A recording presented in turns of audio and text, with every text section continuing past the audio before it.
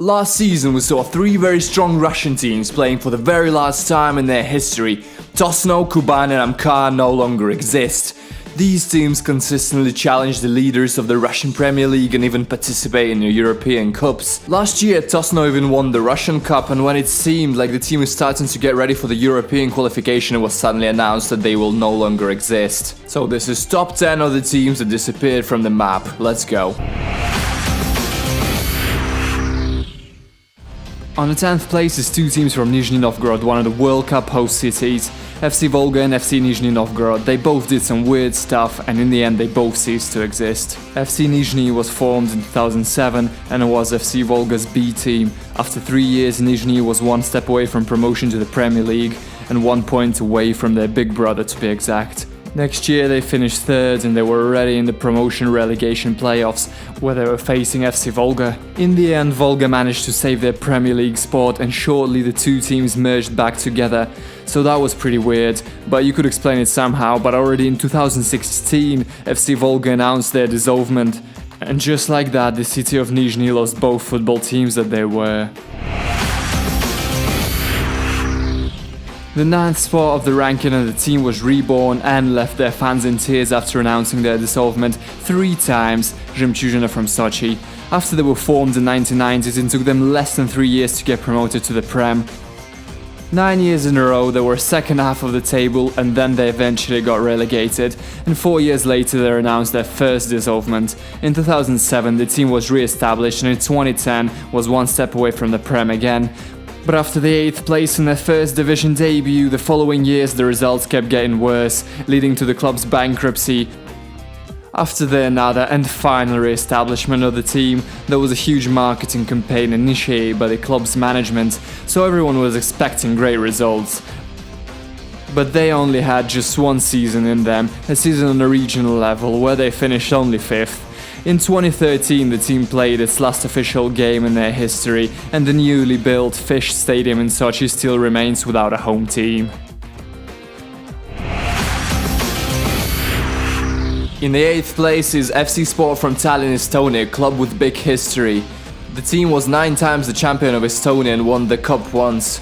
The team was formed in 1912, just a year younger than the oldest Russian team now, CSKA Moscow. They were one of the best before Soviet Union was formed, but after that was shortly dissolved. Nearly 40 years after that, FC Sport was back playing in the 2nd division, but was dissolved again in 1990. Then in 13 years' time the team was re-established again and was playing the 3rd Estonian division. In 2007 they even won it, but right after that the club ceased to exist for good. 7th, FCS Morale, one of the first, if not the first, professional football club in the Soviet Union. But even the teams with such rich history sometimes disappear. The club was the most successful at the time when the USSR was falling apart.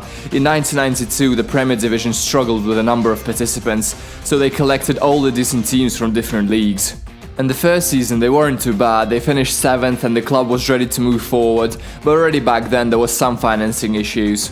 Next year they finished last and got relegated, then again and then again. The team was then struggling in the lowest divisions and finished its existence on the break of the century. There were attempts to bring the club back from the amateur leagues, but that was just the talks. And it's a shame because this club brought up legends for the Russian football. 6th place, Bavarian, big Belgian club with proud traditions. They won the national championship twice, and twice the cup and the Super Cup. They even participated in Champions League twice, although they weren't too successful there.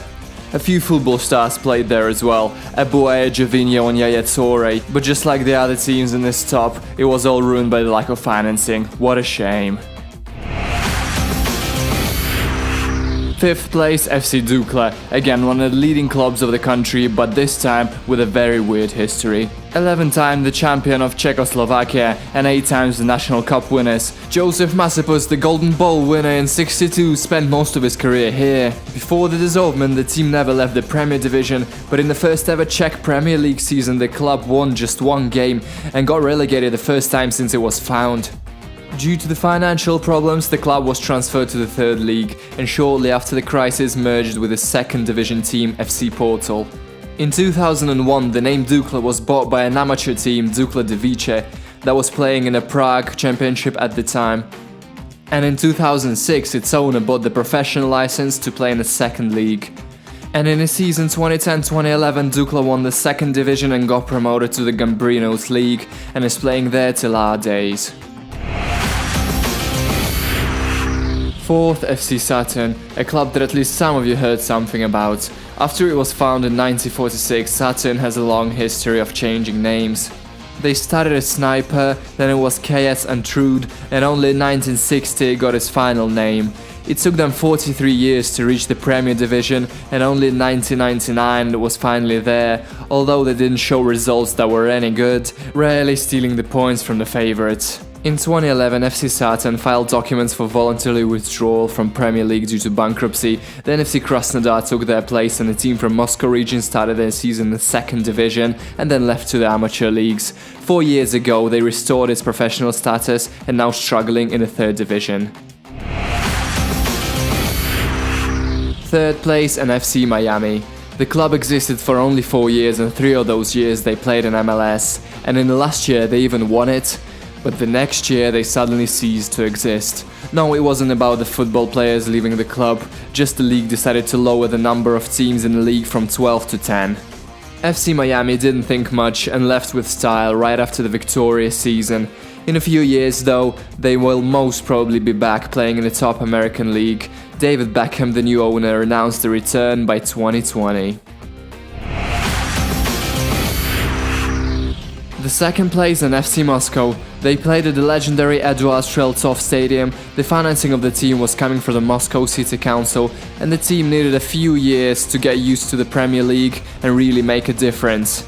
In 2005, Leonid Slutsky took over as the team's coach and reached the new heights with the team.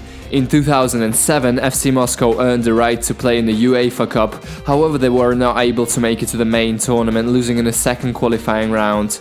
Right after that, it all went downhill. Blokhin and Božević were the team's next managers, but no one was able to at least repeat those results. In 2011, the team started to have serious financial troubles, resulting in the team's withdrawal from the Prem first, and then the overall dissolvement. But the biggest and the most recent loss of the Eastern European football, or even maybe the world football, is the loss of one of the main competitive Ukrainian clubs of the recent years, FC Dnipro from Dnipropetrovsk. They never had a huge budget, but they were a tough opponent to every team they played. Sadly, they never won the Ukrainian Premier League, although they did manage to win the Soviet League twice in '83 and '88. But the most important page in their history was written in 2015, when they played in the Europa League final against Sevilla. That was the time Sevilla was unstoppable in that tournament and won it 3 times in a row. And sadly even Dnipro could not stop them, they lost 2-3. On the way to that final they won against Napoli, Bruges, Ajax and Olympiacos. Already the next year, due to the political issues, the club owner said that the club will not exist in the same form as before, so the next season the Ukrainian Federation of Football prevented Dnipro from signing new players other than free agents due to the outstanding debts. At the end of that season, Dnipro was relegated directly into the Ukrainian second league for the first time in club's history, and in 2018 the club left to the amateur leagues for the same reasons.